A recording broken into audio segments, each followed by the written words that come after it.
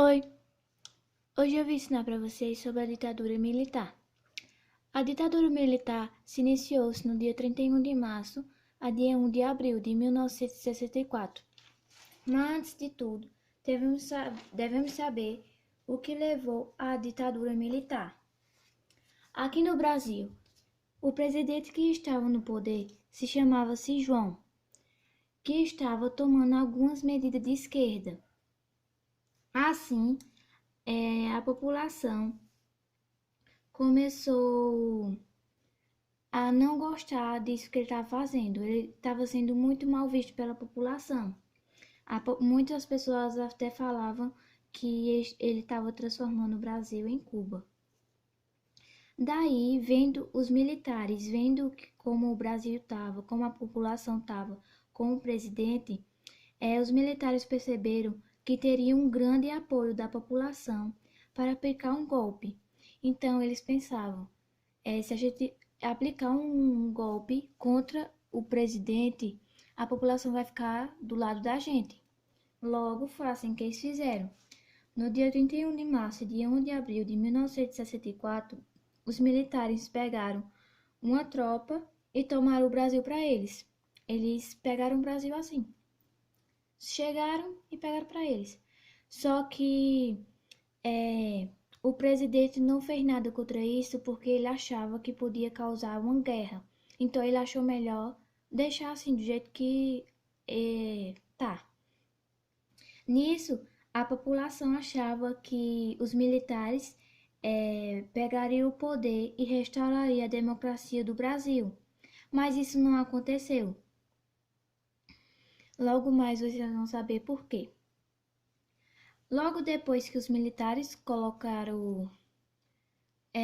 pegaram a governança do Brasil, eles colocaram uma pessoa como presidente. O primeiro militar no poder foi Castelo Branco.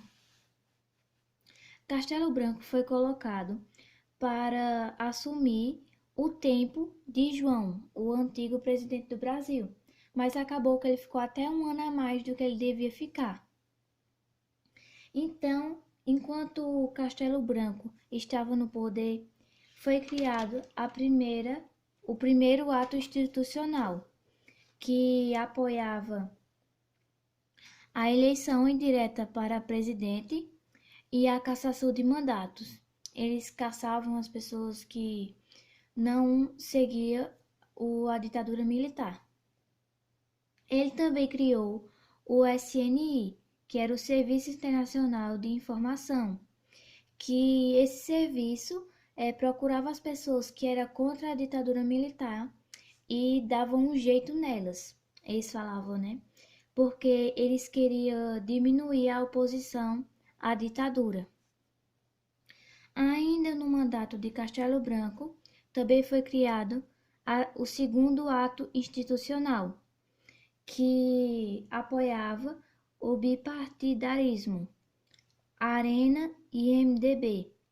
A Arena era a favor dos militares e o MDB era a favor da oposição. Só existia dois partidos, que era a Arena, que eram os militares, e o MDB, que era os contra os militares. Só existiam esses dois partidos na época. Também foi criado o terceiro ato institucional, que apoiava as eleições indiretas para governadores, e ainda foi criado o quarto ato institucional. O quarto ato institucional foi a convocação da Assembleia Constituinte, que foi falado como a nova lei do Brasil. Nessa época de Castelo Branco, o Brasil estava numa crise muito grande. Então, eles tomaram as medidas econômicas, que antes era muito mal vista pela população, mas agora, com a ditadura militar, eles não tinham o que fazer, eles tinham que aceitar essas medidas econômicas. E essas medidas econômicas eram corte de gastos, aumento de imposto e arroz salarial. E o que era isso? Esse arroz salarial era que os impostos iam aumentar, as comidas iam aumentar e seu salário continuaria o mesmo. Por isso que as pessoas não gostavam. Mas eles não queriam nem saber o que a população achava. Eles tomaram essa decisão de fazer essas medidas econômicas. Logo depois disso, acabou o mandato de Castelo Branco e quem assumiu, que foi o segundo militar no poder, foi Arthur da Costa e Silva. Costa e Silva assumiu durante 1967 e 1969. E em seu mandato, ele foi a oposição cresceu, ou seja, as pessoas que eram contra a ditadura militar estavam ganhando mais força no mandato de Costa e Silva. Também estava acontecendo que estudantes estavam indo para as ruas protestar e também estava tendo vários movimentos artísticos. Várias pessoas estavam, através do teatro, da dança de rua, se manifestando contra a ditadura militar. Uma coisa que ficou bem marcada na ditadura militar foi a morte do estudante Edson, que ele foi morto sem ter feito nada, então ficou bem marcado a morte desse estudante. No mandato de Costa e Silva também foi criado o quinto ato institucional, que falava sobre o aumento do poder executivo, limitações das liberdades individual e a suspensão do habeas corpus.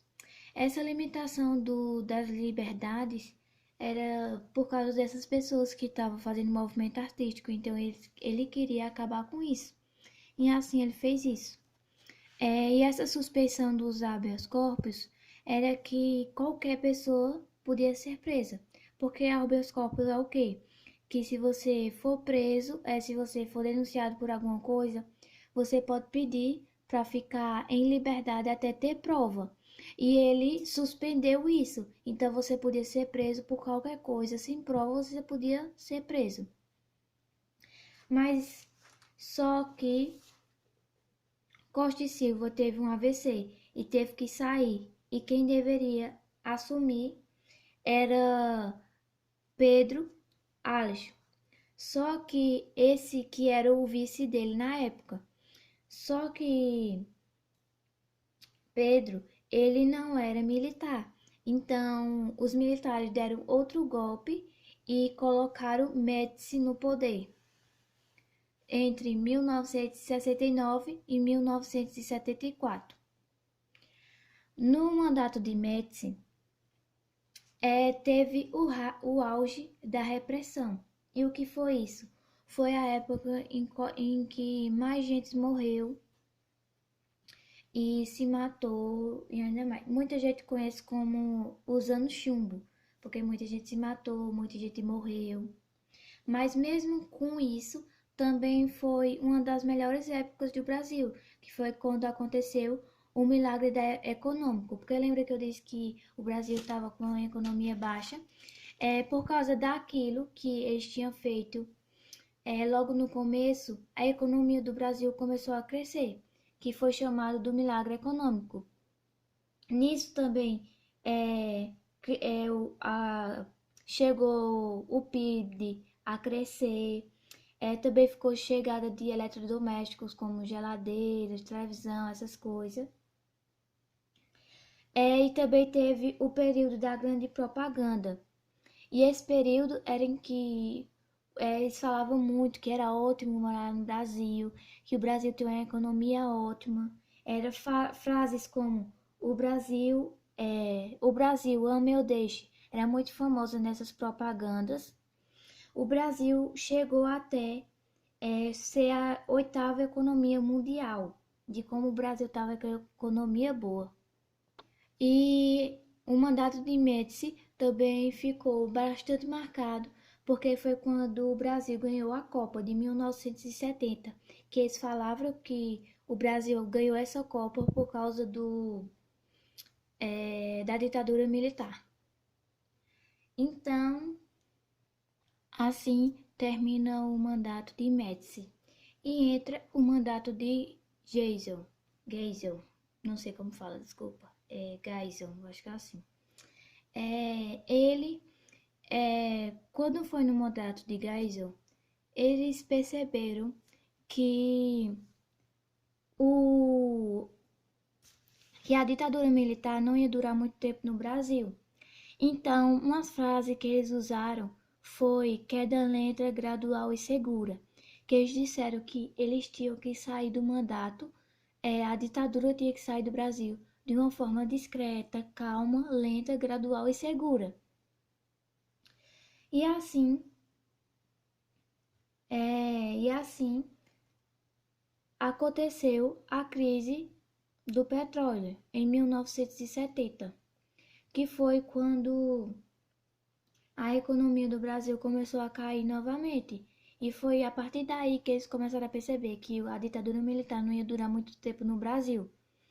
Ele também, vendo isso, criou a Lei do Falcão e o Pacote de Abril, que eram medidas autoritárias que queriam impedir o MDB, por causa que ele estava vendo que a oposição, os contra do ditadura militar, estava crescendo novamente. Então, essa lei do Falcão e o pacote de Abril era para ser contra essas pessoas que eram contra a ditadura militar. Uma coisa que também ficou marcada, tanto na ditadura militar quanto no mandato de Geisel, foi a morte de Vladimir Herzog, que ele foi um jornalista que ele foi chamado na delegacia para fazer um boletim contra a ditadura militar. Só que do nada ele desapareceu e depois ele apareceu morto. Então muitos dizem que foi o presidente ou alguém que apoiava a ditadura militar que matou ele. E dias depois, esse povo da ditadura militar começaram a dizer que ele tinha se matado. Mas ficou muito estranha essa história. Logo depois disso, isso foi isso que aconteceu basicamente no mandato de Geisel. E logo após que assumiu foi Figueiredo, sendo assim o quinto e último presidente da época da ditadura militar.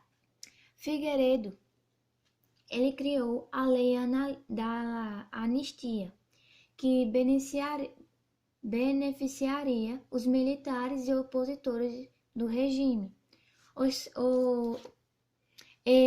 Essa lei da anistia fazia com que quem estava preso fosse perdoado.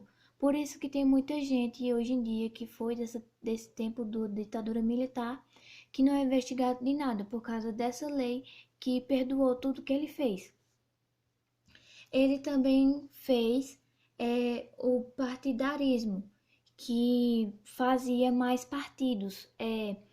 Antes só tinha dois partidos, que era Arena e PDM. MDB. Só tinha a Arena e o MDB, que a Arena era dos militares e o MDB da oposição. Mas só que com essa lei do partidarismo foi criada novos partidos, como o PT, o PTB e o PDS. São alguns exemplos de partidos, mas hoje a gente vê que tem vários outros.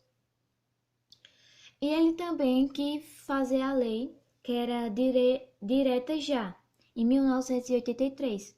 Só que as eleições, que era para ser as eleições diretas para presidente, mas só que ninguém aceitou. Então, as diretas já não foi aplicada. Depois disso, a ditadura militar acabou. Sendo assim, em 1985, que foi quando teve novas eleições e quem entrou no mandato foi José Sarney. é o primeiro presidente depois da ditadura militar. E é isso. Espero que vocês tenham gostado do vídeo e entendido alguma coisinha. Um beijo e tchau.